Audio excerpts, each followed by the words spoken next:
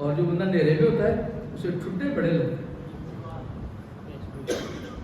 جب اندھیرا ہو تو پٹھوں کرے بہت لگتی ہے, اور اگر چانن ہو تو آدمی ٹھوکر سے بچ جاتا ہے.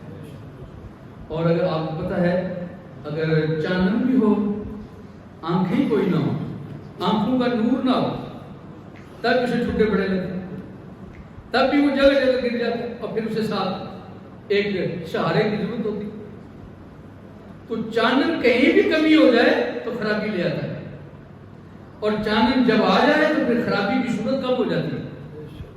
میرے آقا علیہ السلام جو مالک کی بارگاہ سے ہدایت کا چانن لے کے آئے ہیں, وہ 60ویں ہجری میں اس یزید کے دور کے اندر اس نے کمزور کرنے کی کوشش کی, اور یہ چاہا میں سے دبا دوں, کوئی دین کا نام نہ لے, کوئی اسلام کا نام نہ لے, اور سب مجھے یہ کہیں کہ میں خلیفہ برحق ہوں. اور حضرت سیدنا امام حسین رضی اللہ تعالیٰ عنہ کی خدمت میں اس نے بار بار پیغام بھی بھیجا کہ آپ مجھے قبول کر لیں, آپ میرے ہاتھ پر بیعت کر لیں, اور مجھے اس طرح مان لیں کہ میں رسول اللہ کی اس خلافت کا حقدار ہوں. حضرت امام حسین رضی اللہ تعالیٰ کا ایک ہی جملہ تھا, تو میں میرے ہوتے ہوئے میرے ہوتے ہوئے تو یہ بات کر رہا ہے, مجھ جیسا تجھ جیسے کو قبول نہیں کر سکتا, مجھ جیسا تجھ جیسے کو قبول نہیں کر سکتا. کیوں؟ میں قبول کرتا ہوں تو ساری امت قبول کرتی ہے.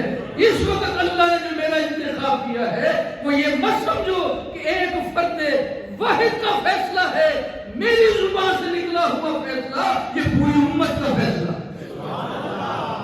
اور میں اپنے وجود کو نہیں دیکھ رہا, میرے سامنے میرے نانا جی کی ساری امت نظر آ رہی ہے. اپنے ڈٹ کے کھڑے ہو کے مقابلہ کیا. اب میں قبول کرنے کے لیے تیار نہیں. اور ایک بات بڑی عجیب سی ہے, حسینہ امام حسین رضی اللہ تعالیٰ پتہ سب تھا, معلوم تھا, لیکن ظاہری معاملات سے غفلت نہیں فرمائی. یعنی جو عالم اسباب میں رہے ان اسباب سے غفلت نہیں فرمائی. اللہ نے طاقت بھی دی, اختیار بھی عطا فرمایا, عظیم کمالات آپ کو عطا فرمایا, استقامت کی دولت سے مالا مال فرمایا. میرے آقا علیہ السلام نے بچپن میں گھر رہ کے اپنے اس بیٹے کی نگرانی فرمائی, تربیت فرمائی. حضرت کی ساتھی نے بھی بولا نعوذ باللہ, اللہ تعالیٰ معاف فرمائے کہ حضرت امام حسین رضی اللہ تعالیٰ نے پانی مانگا ہے.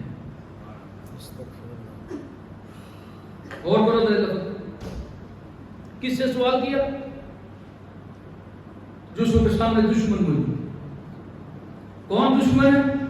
جن کا فسق اعلانیہ ہے, جن کی گمراہی سامنے نظر آ رہی ہے, اور ان سے مانگا پانی. ایک بات تو بتا, جس نے رسول اللہ صلی اللہ تعالی علیہ وآلہ وسلم کا ایک دفعہ لعاب دہن چکھ لیا, ایک دفعہ جس نے لعاب دہن چکھ لیا, اسے زندگی میں پیاس نے نہیں ستایا. اور جسے رسول اللہ نے خود اپنی گود میں بٹھا کے اپنا لعاب دہن خوشی سے عطا فرمایا ہو, کیا اسے میدان کرب و بلا میں پیاس نے ستایا؟ اور اتنا ستایا کہ مانگنے پر مجبور کر دیا, ایسے گھٹیا لفظ بول کے. اور یہ تم چاہ رہے ہو میں بڑی بات کر رہا ہوں؟ نہیں, ایسے عظیم لوگوں کے متعلق اس جملے کا کہنا زبان سے یہ بہت بڑی غلطی کر رہے ہیں, اس سے بچنا چاہیے. حضرت امام حسین رضی اللہ تعالیٰ عنہ نے نہیں مانگا پانی, انہیں طلب نہیں تھی. کیا رسول اللہ نے چھوٹی عمر میں گھر بٹھا کے تربیت نہیں فرمائی؟ تم یہ لفظ بول کے نعوذ باللہ حضور کی تربیت پر اعتراض کرنا چاہتے ہو؟ آپ لوگوں کا کیا حال ہے آپ بہتر جانتے ہیں. میں اتنا جانتا ہوں, اگر کہیں خود بھی کبھی پانی نہ ملے پینے کے لیے تو, اور یہ پتا ہو یہ سارے کافر بے ایمان اور منافق ہیں, تو کبھی دل میں ہمت نہیں پیدا ہوئی اس سے جا کے بولا جائے کہ مجھے پانی دے. اور جس نے بات کہے نبوت میں امام الانبیاء کی گود میں بیٹھ کر تربیت پائی ہو، وہ ایسے موقع پر کیا اتنی بے صبری کا اظہار کرے گا اور لوگوں سے پانی مانگتا رہے گا بھیک میں؟ یہ لفظ نہیں بولنے چاہیے، ان سے احتیاط کرنا چاہیے۔ اللہ تعالیٰ نے انہیں صبر کی نعمت سے مالا مال اپنے لیے آپ نے ایک قطرہ بھی نہیں مانگا۔ حقیقت اللہ بہتر جانتا ہے، لیکن یہ ممکن ہے۔ دیکھیے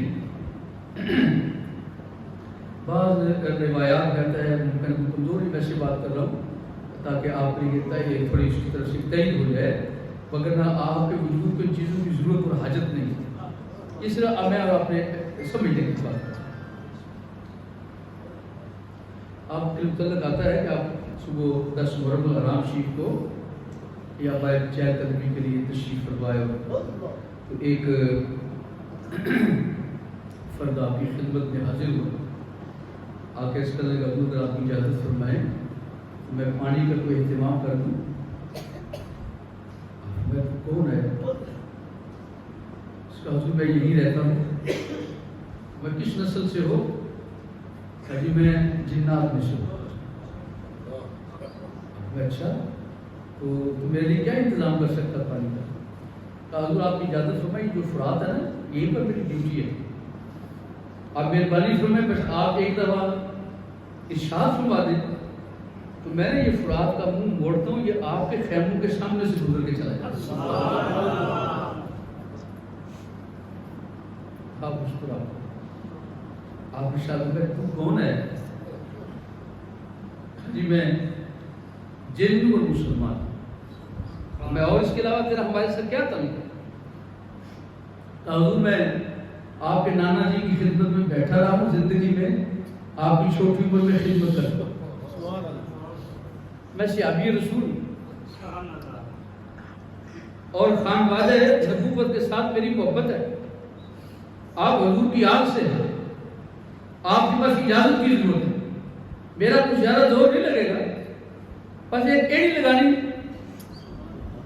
آپ نے اچھا تو ہمارے ساتھ محبت کرے، نانا جی سے تعلق رکھے، غلامی کا، اور مالک نے تجھے اتنی طاقت دی ہے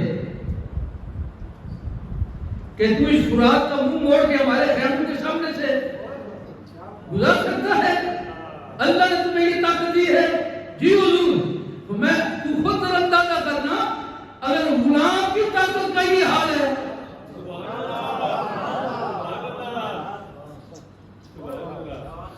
اگر ہمارے دروازے پر پلنے والے کا یہ حال ہے،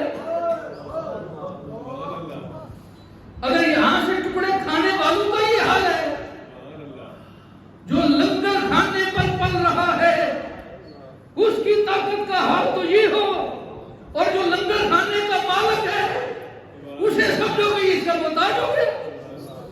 تو میں سن میری بات، اگر تجھے اللہ نے یہ طاقت دی ہے، رسول اللہ کی غلامی کی برکت ہے، تو میں تو رسول اللہ کے گھر میں پلا ہوں، میں نے رسول اللہ کا لعاب دہن چوسا ہے، میں تو سید الانبیاء کے قدموں پر کھیلتا رہا ہوں، اور کبھی کبھی تو رسول اللہ کی زلفیں پکڑ کے چومتا بھی رہا ہوں۔ میرے آقا مجھے اپنے سینے پر بٹھا کے کھیلا کرتے تھے، مسکرایا کرتے تھے۔ تو سمجھتا ہے کہ اللہ نے تجھے یہ طاقت دی ہے اور آج میرے پاس نہیں ہے، میں یہاں مجبور بن کے بیٹھا ہوں، اور یہاں میں پردیسی بن کے پردیش میں آیا بیٹھا ہوں، اور مجھے اس کی حاجت اور ضرورت ہے، اور میں اس پر صبر نہیں کر پاؤں گا۔ تو میں اگر اللہ نے تجھے یہ طاقت دی ہے، ایسے ہاتھ اٹھا کے مالک سے مانگوں تو کیا خیال ہے، کیا میرا مالک تجھے پانی نہیں عطا فرمائے گا؟ وہ چاہے تو حوض کوثر کی نہریں یہاں سے جاری کروا، حوض کوثر کا مالک اللہ نے تیرے نانے کو نہیں بنایا، میرے نانا جی کو بنایا۔ میں اگر یہاں پر بیٹھا ہوں تو اپنے مالک کی رضا پر بیٹھا ہوں۔ آج میرے مالک کی چاہت ہے حسین پیاسا رہے، آج میرا مالک چاہتا ہے میرا حسین بھوکا رہے۔ آج میرے مالک کی خوشی اس بات میں ہے کہ میں اس کا بندہ آج نہ کھاؤں نہ پیوں، ساری زندگی مجھے کھلایا ہے پلایا ہے، آج وہ اس بات پر راضی ہے تو نہ میں کھاؤں گا نہ میں پیوں گا، میں صبر کروں گا تاکہ میرے مالک کی رضا مجھے دنیا میں بھی حاصل ہو جائے آخرت میں بھی حاصل ہو جائے۔